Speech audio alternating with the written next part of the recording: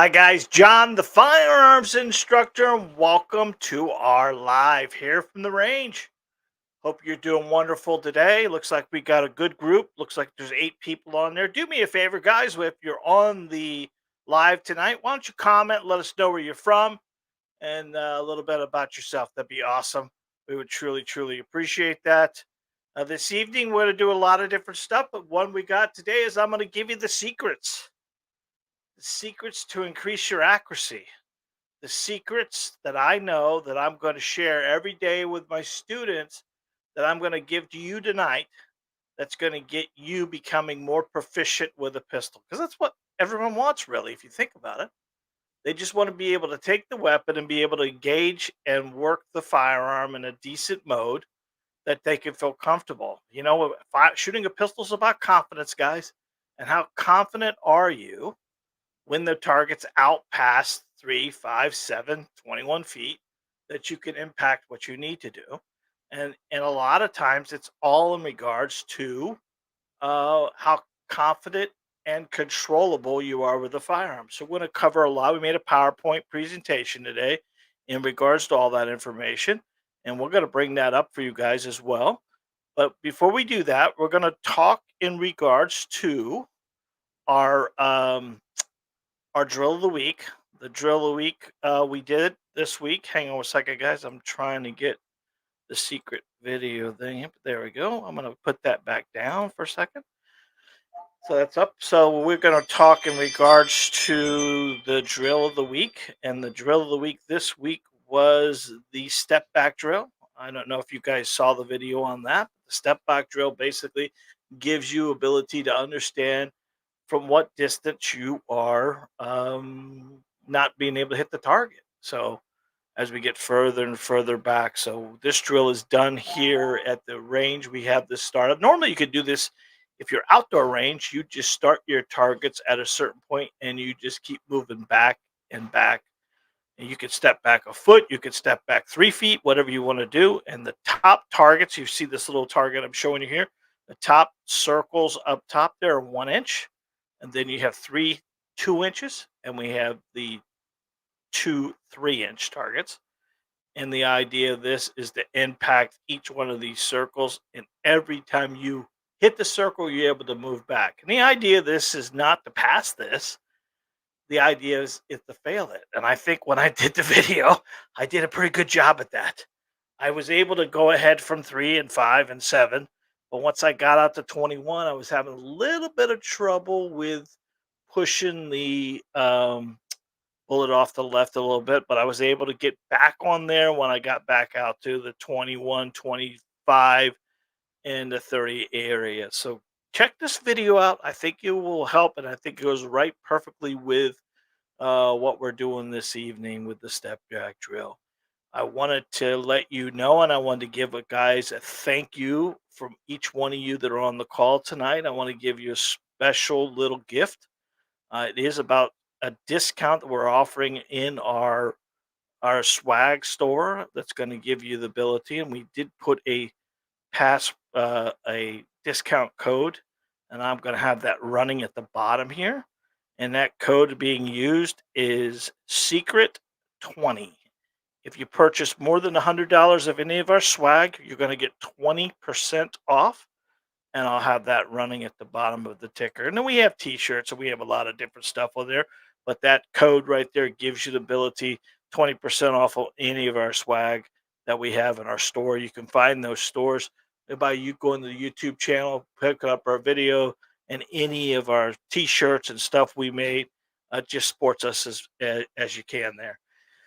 So let's go ahead and start the PowerPoint presentation. But before that, let's check. I think we have a comment up top here. Let's see what we have here. Maurice Brown, Maurice, Florida. All right, cool, Mr. Brown. Thank you for being on the call. We appreciate that. Thank you for being on the live. That's awesome. I'm glad you're here, sir. All right, so let's go ahead and remove this slide here. And okay, let's remove this slide and go ahead and start our PowerPoint presentation. And I'm going to make it wide. Here we go. So I'm going to keep myself on here a little bit, and this is the secrets of better shooting. And the secrets of better shooting really is a little bit of everything. We're going to go through grip and stance and trigger control and sight picture and sight alignment and everything you need to get yourself ahead of the game. And we have little pictures that we've done. I had to have Jacob stand for a couple of these, and he wasn't very happy with it. He says he's no model, and they have to pay him extra to stand there and look pretty. So I hope you guys enjoy this. All right. So let's start off right off the bat, like anything else. When you're building a house or you're building a home or you're building anything, you've got to start with a physical foundation. And if you look at Jacob here, he's got his feet shoulder width apart, bouncing on his knees with a little athletic stance in his arms. If you can see, his arms are going to be pushed out in front of him. Like any physical activity, a strong foundation is necessary. Think about with football season right now, not too many guys are standing with 1 foot back, 1 foot forward. If you keep your feet shoulder width apart like that, you're balancing your weight on both. I would give you my suggestion is having your heels, less pressure on your heels and more pressure on your toes. It's almost like getting your feet in the sand and then having your toes dig into the sand a little bit, putting that balance on the toes versus the heels, you're going to be leaning forward and you're going to control that recoil management. This is number one. This is the best thing I could give you as foundation. That's where it all starts. Think about a house, guys. Nobody builds a house roof first. They've got to have a liquid full foundation that's going to be strong, and that's where you need to store yours at your foundation. All right. Next. All right. So we're talking about proper grip, and we've talked many videos about proper grip. But if you look here, this is the two thumbs forward grip. If you look at the bottom on my screen, the bottom right, if you look there, Jacob's got his left thumb and right thumb. The right thumb's on top of the left thumb, and this gun is deeply seated in his hand. If you look at the big picture in front of you, he's got his finger off the trigger and he's got it high on the back strap of that gun. So there's no gap. That gun is seated directly into his hand as best you can. And the very top photo there is the trigger gap. If you think about this, if he's engaging that trigger with his finger deep into the gun, he's going to make that gun drift off to the left all the time because that's what causes. So we always talk about you want to use the tip of your finger to engage the trigger, and using that tip is going to allow you to press it completely back. A slow engagement of the trigger is always the best. As I always say to students here at the store, it's all about pressing the trigger, not pulling the trigger. Pressing the trigger is one of those deals where the shot should be a surprise to you as much as possible. But at the end of it, a lot of people pull the trigger all the time, and pulling the trigger is where most people run into a problem. Anticipation is low and left, a pull is mostly low. So when you're aiming at 6 o'clock, for instance, and you're pulling the trigger, it's going to drop below the 6 o'clock because you're pulling it. If you're pulling and anticipating, it's going to be over there in the bottom of off the target, low and left at that point in time. So proper grip is next, guys. You got to get yourself into that proper grip. All right, so we always talk about you need to drive the pistol, and this is really worked out for the women because women don't use their pecs to drive the weapon. If you talk about a man's going to use his muscle strap to control the weapon. A lot of times, if I've told you that a man can shittily hold the gun and shoot it okay, is probably uh, 65 to 70% of what men do. They just accept the ability that they're going to shoot a little low and left, and they adjust accordingly. Where a woman, it's challenging for them to use any kind of pec muscle, so they want to use their back muscle. So when we talk about men, if you can kind of think about this, gentlemen, and bring your hands together, and when you bring your hands together, just squeeze them really tight. you'll feel your pec muscles kick in. And that's what I want you to do when you're driving that weapon. It's more about your pec muscles than it is your biceps, your triceps. Your lats kick in a little bit, your whole muscle strap will kick in. And then if you kind of get that proper grip, feet shoulder width apart, and slowly engage that trigger with a good proper trigger engagement, you're going to be just fine, guys. You're going to be fine. Ladies, if you run into an issue with this, it's more of a push and a pull.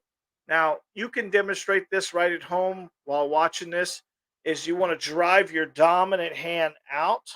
And as you drive your dominant hand out, you want to take your non dominant hand and pull back. If you're pressing forward and pulling back, you're going to feel your back muscles kick in and will give you the more power to control it. Remember, when we're holding onto a weapon, either a man or a woman, your dominant hand is only 40% of the grip, and the rest of the hands, the rest, your left hand, is 60%. It's math, guys, really, than anything else. If you get four fingers, right, on this hand, right, and you think about my thumb and my trigger finger are doing something, so I'll really only have three fingers holding on to the weapon on my dominant hand, and you have four fingers holding on with your non-dominant hand, pushing and pushing out and pulling back, you're going to lock that gun up. So remember, a lot of guys talk about 60-40, but it's more power with your non-dominant hand than it is your dominant hand. And this will give you. Uh, so let's read this for you. Drive forward with your pecs, gentlemen. Most of your power comes from your non-dominant hand. It's easy to hold it poorly and overpower it. This is where a lot of guys will do it. They'll push so hard on the gun that they're manipulating it when they cut the trigger. Where if a woman's driving with her pecs out forward, the gun's going to most likely stay just a little bit level. We got to make sure that you're not snapping that trigger when you're engaging it. That's a lot of times what tends to happen if you've got the pistol in your hand and you pull the trigger, you're going to dip that gun a little bit, and you always want to make sure a weapon stays level. A level pistol, guys, stays level. If the weapon is in an angle, it's only going to shoot at an angle. And a lot of times, what tends to happen is you're using your wrist to aim the gun versus your waist to aim the gun. We've done multiple videos on using your waist to aim the gun over your wrist. But when you change your trajectory by using your wrist to aim the gun, you're already causing yourself accuracy problems. So that's kind of one of those deals. The more you do this, the more you'll understand how it feels to you.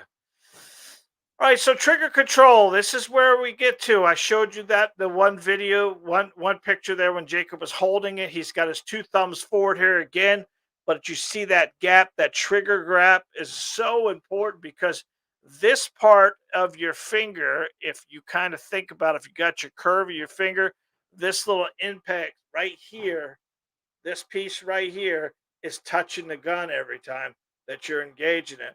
If you use the tip of your finger, this pad, the skin pad here, will not affect the pistol. So it'll allow you to completely straight back. If I took an arrow and put on this gun here and told Jacob to take this trigger straight back, he could take it straight back. If you're using the tip of your finger, you're able to bring it back into a slow motion. If you're going to use the whole finger or the crease of the finger, it most likely will roll a little bit and cause those left shots. So this triggering, this right here, driving the weapon and trigger control is probably two of the most accuracy killers when you're not doing it properly. Because when you're pulling the trigger versus pressing the trigger and you're not having the gun level, this is what causes majority of people to impact low or pull or jerk or do a lot of anticipation of recoil management. All right. So I want to give you an idea when we talk about trigger press, what we're talking about. And I put this scale on here because we use somewhat of a to let people understand what we're looking for. Sometimes I mention fishing, right? If you're a fisherman and you got a bobber in the water and you get the biggest fish, your personal best, is pulling the bobber underwater, and you get 16 to 18 to 20 feet of slack in your line, you could go set the hook if you wanted to, but until all that slacks out of the trigger, slacks out of that that that that lure or that line, you're gonna not catch that fish. So if you don't understand that one, let's do the scale thing here. If I told you that a trigger engagement or trigger press is about 5.5 pounds standardly on semi-automatics, there's some that are a little lighter, some a little more. But if I told you to press that trigger, we got to get a concept of what we mean by that. It's a slow engagement. We're engaging the trigger with the tip of our finger, and we're just slowly pressing it back until the weapon fires. So imagine a scale. If you took a 5 pound weight and put on one side of the scale, and then you dropped 5 pounds on the other side of the scale, you would get a lot of manipulation of that scale. In other words, the 5 pounds dropped at any weight, it's going to cause the other piece of the scale to bounce all over the place, right? But if I took that sand, a bag of sand, and cut the bag of sand open and began to pour it on the scale until the scales leveled out, that's what we're looking for. That's the press we're talking about. You want to avoid a real heavy trigger engagement. And it's most likely not your fault to an extent, because internally we all have monsters. And every time you touch that gun, your monster's screaming its head off because it doesn't know what you're normally doing. That's why shooting helps us tremendously, because we get used to it. The recoil management, we get used to that. But if you don't slowly engage that trigger to a point and keep the gun level, you're always going to have some anticipation issues. And that's kind of why we always say, hey, press, don't pull. Press, don't pull. Right. So we consistent point of aim is probably the next thing I see that kills most people's accuracy. Now, we talked about 6 o'clock hold many times, and the 6 o'clock hold is one of those things that gives you consistent point of aim. If you look at this plastic gun we have laid out here, if you look there, this sight is laid directly below that red circle. It's a little bit into the red circle, but it's not directly on top of the red circle. And this is where most people run into a problem. They see this black circle with the red dot, and they want to put their front pistol directly on that black dot where they can't see the red dot. And if you can't see what you're aiming at, you're going to be shooting high. Because remember, if you think about where the barrel is versus the sights, right? The barrel itself is always below the sights. And most people think a bullet flies in a straight line. But the manufacturers knew that gravity was going to pull that bullet automatically. So what they've done is they've adjusted those sights for a 6 o'clock hold. And that 6 o'clock hold lays out directly below the sight system there, if that makes sense. 6 o'clock hold. Have a consistent point of aim is important for making consistent shots. Bullet rises on the line of sight along the flight path, so aiming slightly below where you want to hit at shorter distance is ideal. This is what the manufacturers do all the time. 6 o'clock hold. And you start there, it gives you consistent point of aim. And this is where most people run into some craziness, because what they're doing is they're just pulling the trigger and not lining up the sights. If you look at some of these targets we have at our store, like when we do the shot doctor and things like that, there's a lot of pulling to left or pulling over because they're not consistently finding that same point of contact each time. So give that 6 o'clock hold a try. That's probably one of the better options for us. All right, so again, we've talked about level gun all the time. Level gun shoots level. Keeping a gun level while shooting helps you keep the point of aim consistent. as well as allowing more effective follow-up shots. There I am, got the gun in a good form there. If you look right here at the poor form, what's happening to that front post? It's low, and the back sight's high. Level gun shoots level. I see a lot of people who dip their head to get their gun to their get their head to their gun versus having the gun in your line of sight. If you pay attention to that picture of the good form there, what's happening is I've got the gun through my line of sight. And if I have to move that weapon, I'm not going to move my wrist. Where the poor form guy, he is actually moving his wrist to aim that gun. You want to use your waist to aim that gun, which everything up top saying. Remember, level gun shoots level. And these little things like this, if you keep mantra of these in your head, you can just tell when you cut a shot and it's low. You can just tell when you do something because it feels different. I always ask people here at the range when they're shooting and I'm watching them from behind and I see them pull a trigger. I said, "Do you feel that? Do you feel what that felt like?" Because a good shot, ladies and gentlemen, a good shot feels good. There's no question about it. And a bad shot definitely feels bad. So getting your head around a good shot versus a bad shot, getting under control and slowly pressing the trigger makes all the difference in the world. All right. Okay. John always has to put one of these in there and make me look like a crazy man. Is me prairie dogging. I don't know if you ever heard of prairie dogging before. And many new shooters tend to do this. This is shooting and then looking up over your target to see where the impact was. Now, obviously, the new shooter has an excuse for that, but someone's been shooting an awful long time shouldn't have to wonder where their sights are going to go, where the bullet's going to impact.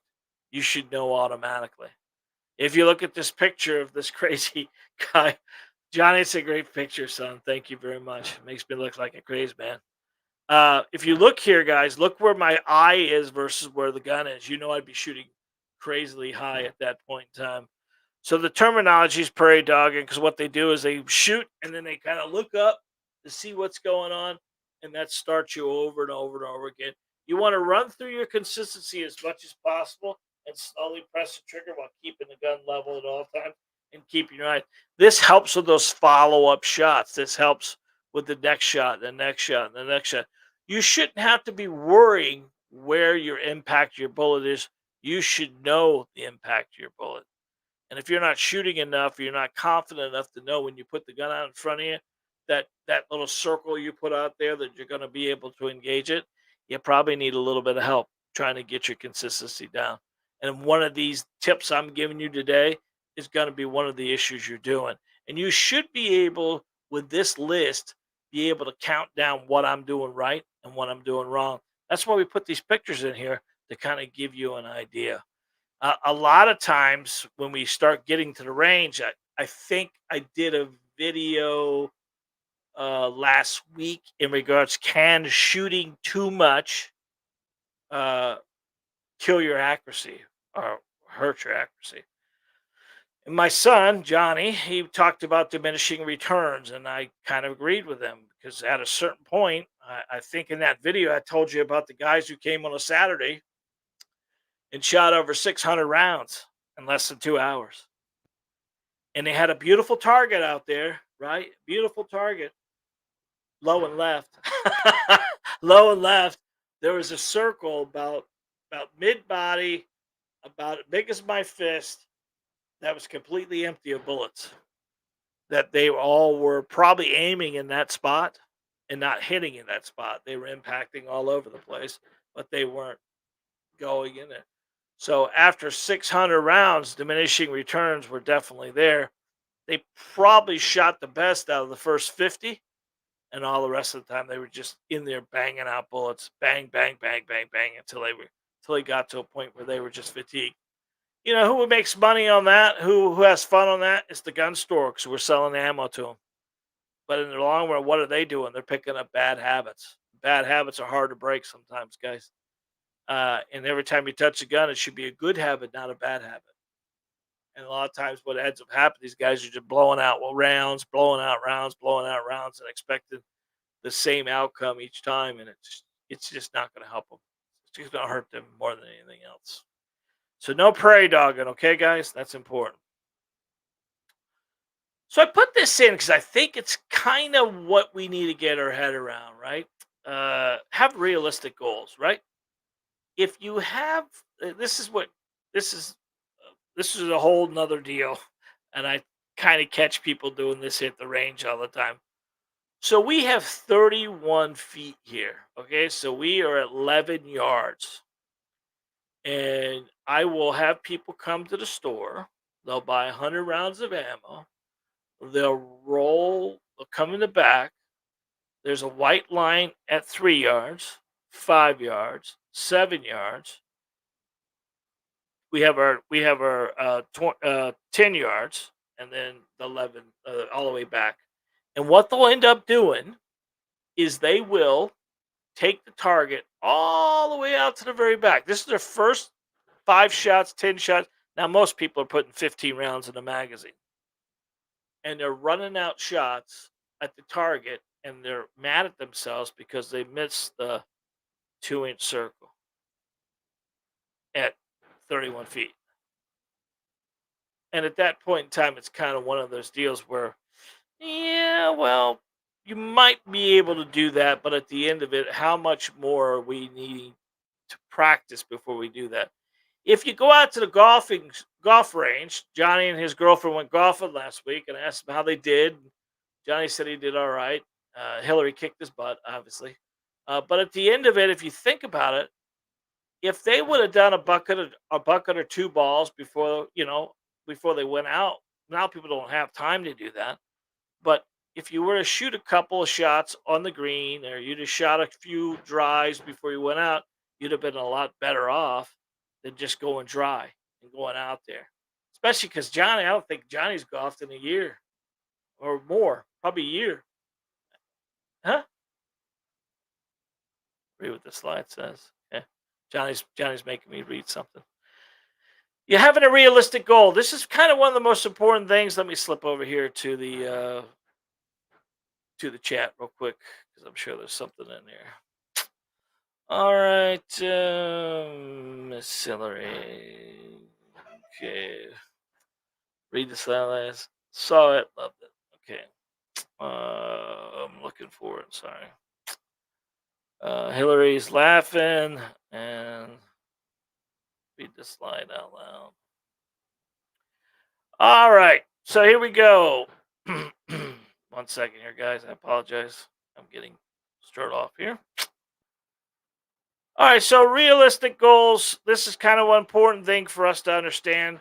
You got to make sure you can do it.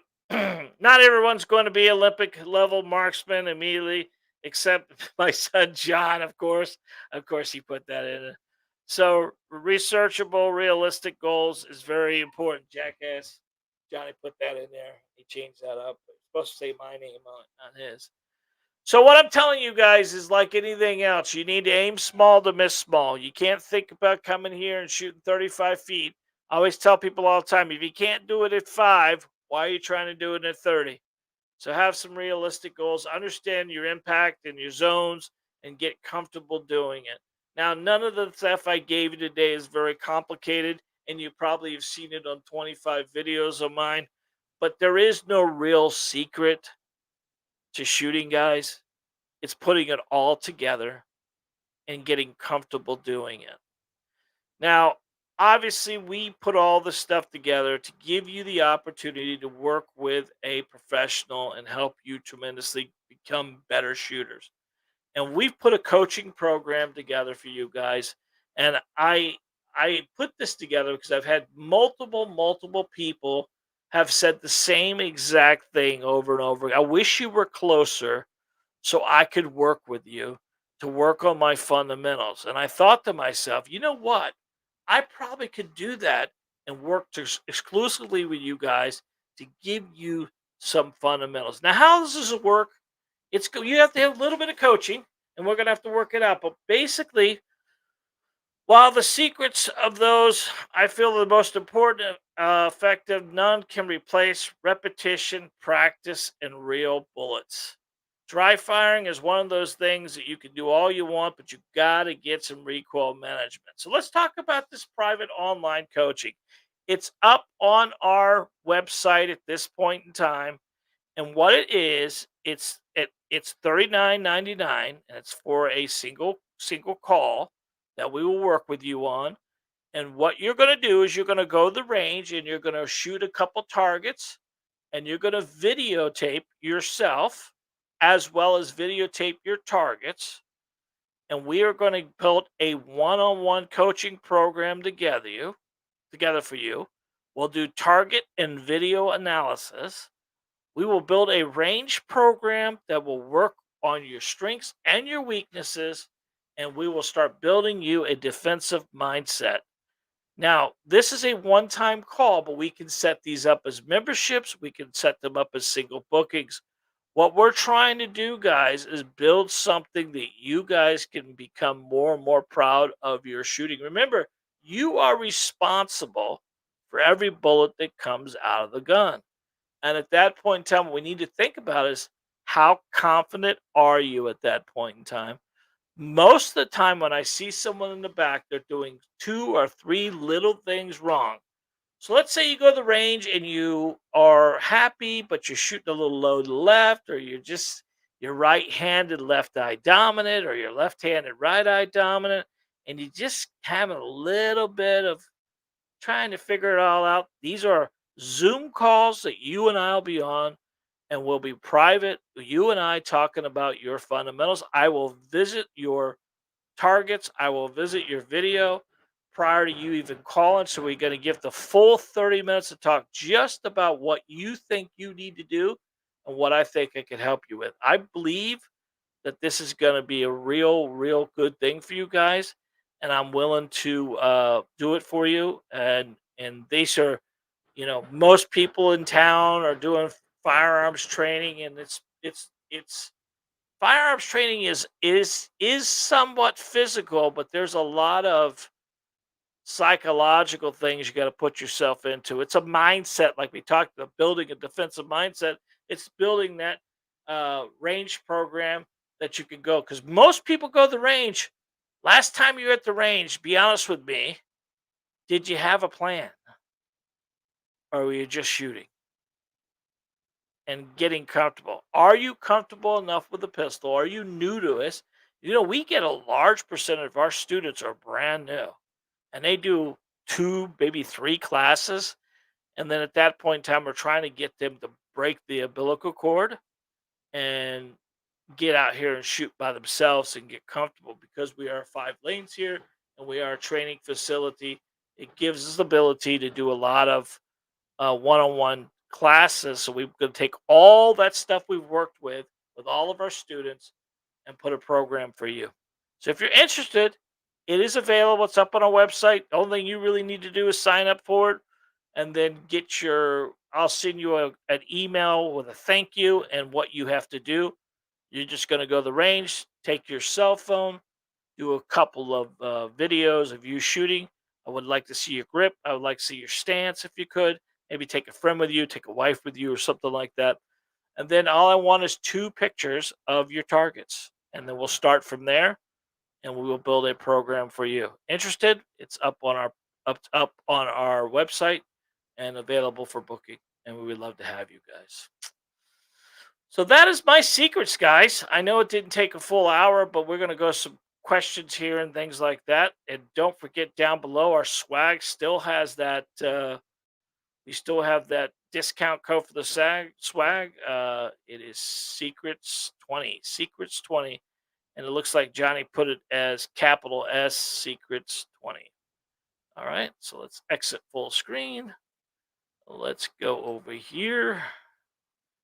And we are going to scroll out of this, remove that. And there I am back. All right. Beautiful.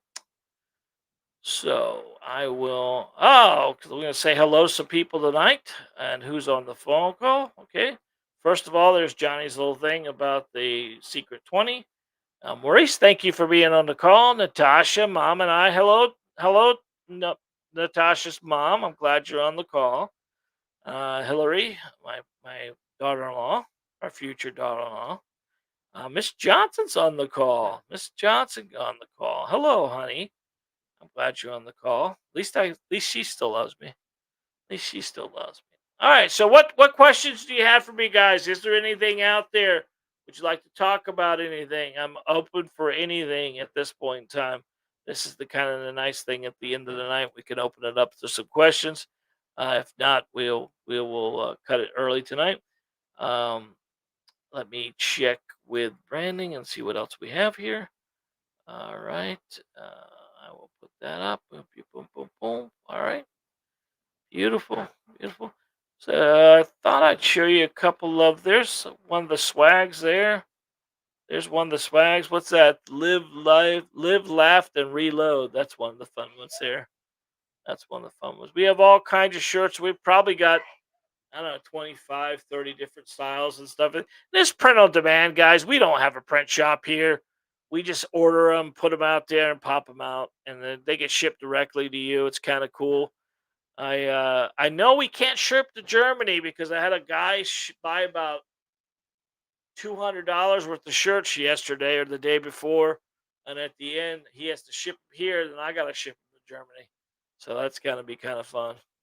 But we're getting people from Germany looking at our stuff, so that's kind of cool. Got a comment here. All right, boom, boom, boom. Okay, secrets. Caps or not caps? Okay, Johnny just said caps or no caps.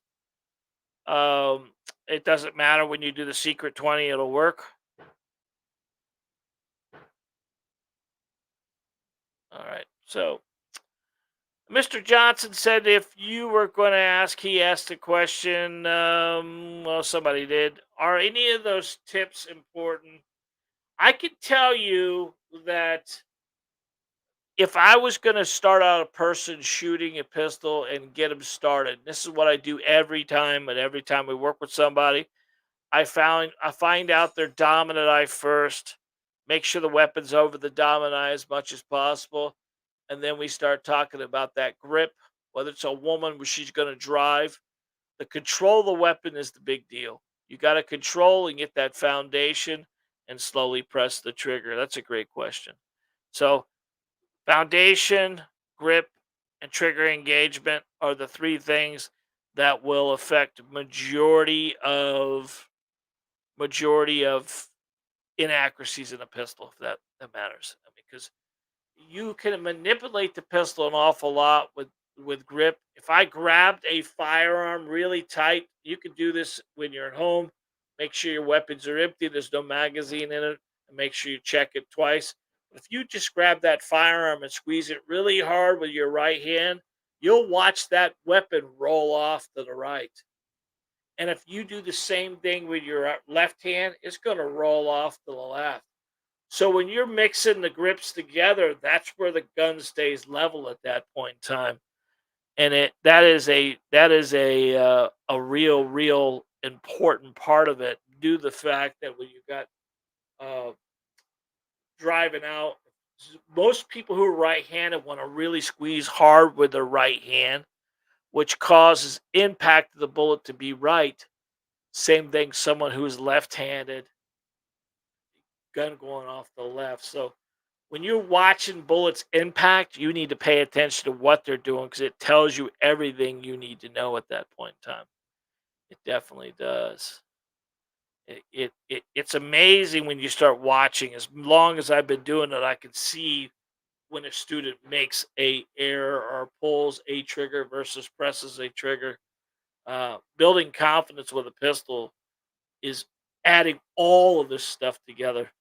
I always tell people, shooting is not complicated, it's complex. And there's so little, small, little things you got to put together, but it's all adding up to a great shooter. And that's what we want you to become, great shooter. So if you haven't been to our website, I'm going to go ahead and get you that information. And that's where all of our little classes, our actual what's the best striker fire? Okay, so here we go. Let's go put this right here. All right, so we got somebody asking a question. What's the best striker firearms to purchase as a beginner? Do I have to fill out any forms when picking a firearm in New Jersey? Now, here's what I'll tell you, buddy, and I don't know New Jersey's laws as much as anything else, but I know they have capacity laws. And if you travel to one of your local gun stores, they're going to give you all the laws and regulations. Because I live in Florida, I have Florida laws in my head. I'm not going to know any New Jersey laws. But if I'm looking for the best striker firearm, and I put a lot of people through a couple different pistols, and I hate to be a person that is beating a dead horse, but you can't beat Tactical Terminator. You cannot beat a Smith& and Wesson Shield Plus. And you can get that optic ready with the night sights, or you can get it just regular. You can't beat that for what you're going to get and the price point and how it shoots. Because it has a flat trigger and it has a stall. Basically, when you engage a trigger, now I don't know what you shoot now, buddy, but most all firearms, when you're driving that trigger back, it has some slack in it. Well, the Smith and Wesson from very beginning, all the shields had a wall, a hard wall. You bring that trigger back to the wall, anything past that point, that wall, the weapon's going to fire. And as a firearms instructor, when you're shooting a Taurus G2 or a Glock 43 or 19, all those have different stiff triggers. And the stiffer the trigger, the harder it is for you to get that trigger back and keep that gun level while you're engaging the trigger. What tends to happen with most people is when you're pulling the trigger, you're letting your wrist bend as you pull the trigger. With the Smith and Wesson Shield, the Equalizer, both of those are you can't beat those. I'm watching people that have never shot a pistol before come to my range, take one of my classes, and can cover a quarter. Brand new students can cover a quarter with that trigger engagement once we get them to press the trigger and not pull it. I will tell you that is ideal. Now, I don't know if you have Terminator. I don't know if there's a local range in your area that allows you to shoot them before you buy them. Would be ideal. That's what we do here. I mean, it's almost a no-brainer, guys, when you do it. Now, a lot of people say, "Well, you can't do that at every range." Well, you're shopping in the wrong place. Then I'm sorry, but somebody there, firearms instructor, most of the time, if they have rentals, they're going to have a Smith and Wesson Shield rental. It's been out forever. They're going to have a equalizer. These are top of the line new guns, man. They are the number one sellers. You're definitely going to be able to get that. So I would start Smith and Wesson Shield Plus. I would look at the equalizer. I would look at the 43X. That's not a bad piece. It's got a little weirder trigger. The Taurus G2. I mean, these are all great little pieces. Price point between here and there and there. We don't go over $650 in our store. We keep everything below that number, and I will tell you that's what I would do. Now that was a long drawn out thing, and I apologize about that. But once you get your paperwork and your permit and all that stuff like that you have up there, it makes it so much easier. All right, so let's see what we got here. All right, hey Dave, what's up, buddy? The Punta Gorda guy who came by the range last week. Glad you're on the call, Dave. Looking forward to seeing you again, buddy. You shot with us last week. We love to have you.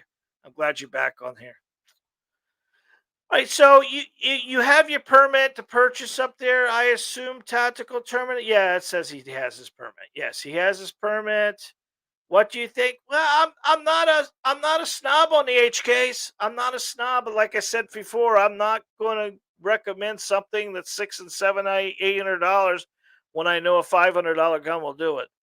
And nothing wrong with HK, nothing wrong with VP9s, SKs. They're great, wonderful, beautiful, excellent. you just got to, you're spending good money on it. So you better love it because when you're buying a firearm, it's yours. You can't take it back if that makes sense. So de I can't really say, hey, they're crappy or anything else like that because there's so many guns on the market today that are pluses. But I know what I do here. I start everyone out with four different, maybe five different pistols. I start out with a Taurus G3 or G2. I start out with a Glock 43X. Majority of the time, I'll pull a 365 from Sig. I may do a Hellcat. Now, both of those to me, they have weird triggers, and I'm not much of a. I hate to be it, but Sig aggravated me many years ago when they had the 320. They got the 320 out. They sold it to all the gun stores, and then all of a sudden, when they had a problem with the drop trigger, at that point in time, they wouldn't let us send them back. We had to sell them and then have the customer send them back. So it kind of aggravated me when they did that. But Sig makes a good product. They they they've really worked really hard. They were the ones that came out with this double stack, single stack magazine that's making all these hybrid guns now. Because a lot of times what you're looking for that one gun that does everything. I know everyone's trying to do that. And I carry a little 9 millimeter Diamondback in my pocket almost every day. I've got my pants on, I got my gun on. And that's what you want to do. But a lot of times you start carrying a big gun on your side, it becomes a lot more challenging. So we talk about Florida carry. Florida carry is having a gun in your pocket, a pistol in your pocket that you could draw from, carry from, and work from. It's not a big gun. I've tried to carry the big guns. It just becomes so much of a challenge. And if it's a pain in the butt to carry, what are you not going to do?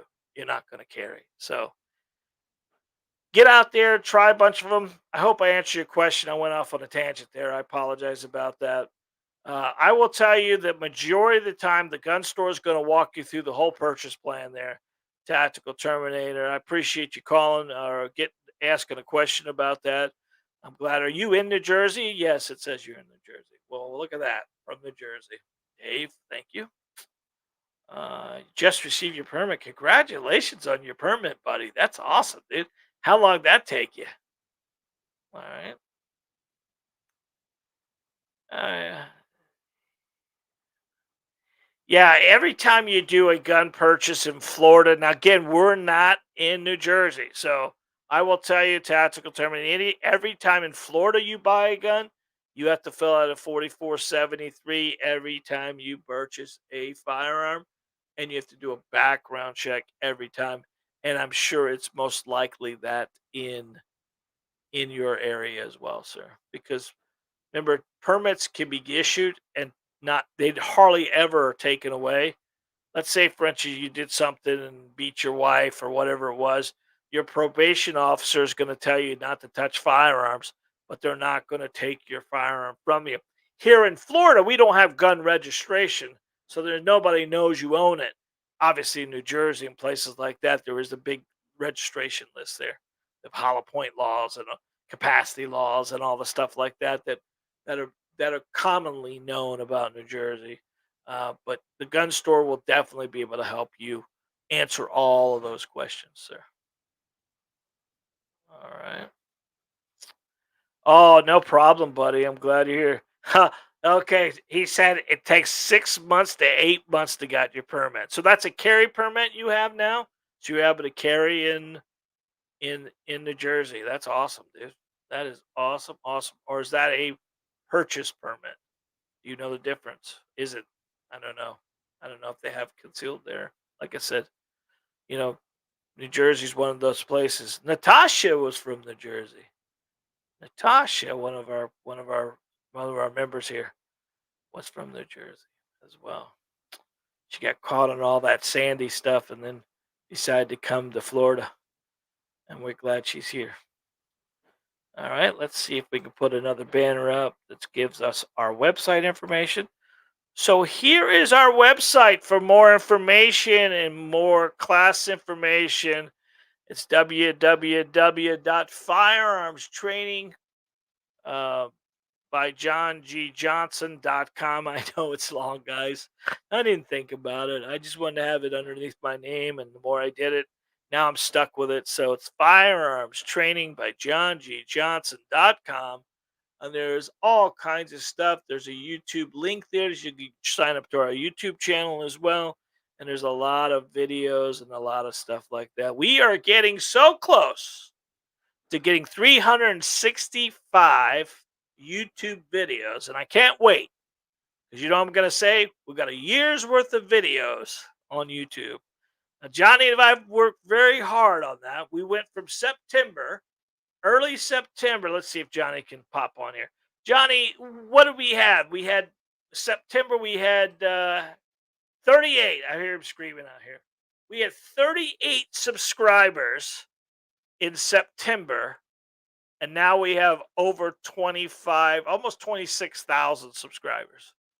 And it's all because of you guys following us. You know, we love this stuff. We are so fortunate and happy that that we are able to uh, give this stuff out each week. It makes all us.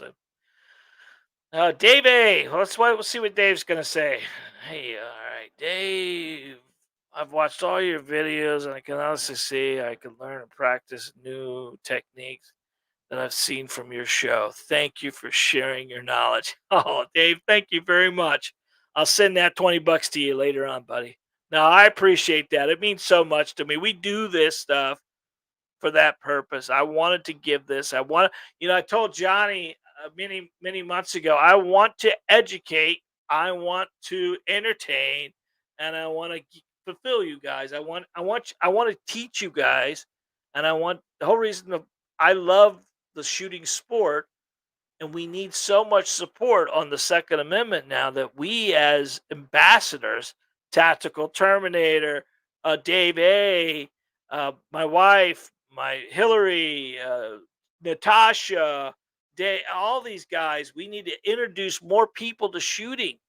And it's not complicated or complex, but we need to do it because we're losing ground, guys. We're losing the ability. There are places in the United States that you can't own a firearm. And if you can't take it outside your house, and you can't do this and you can't do that. But the people who are making these laws, ladies and gentlemen, have firearms, protect them every day. They just don't want you to have a firearm. So it's your job to introduce as many people who want to, and you feel comfortable into shooting, because the shooting sport is one of the things. Remember, a cop is for minutes, a firearm is for now. And having the ability to call, have a cop show up to protect you, that could take our Lee County's 15 minutes. The average response time is 15 minutes. How long does it take to rack a slide and engage a target? Seconds, guys, and that's the problem. We can't wait. I carry a firearm because a cop's too heavy to carry. That's the deal there. All right. All right. So I've seen people with permits purchase and pick up a firearm and get delayed or denied. Well, that's the one deal. You know, you can't be buying a gun no matter what. There's 4473s are federal forms, and they ask you a bunch of questions on there. And if you answer yes to a question that's supposed to be no, you should be getting a firearm. And I don't want to be like that, but those are questions that are laid out.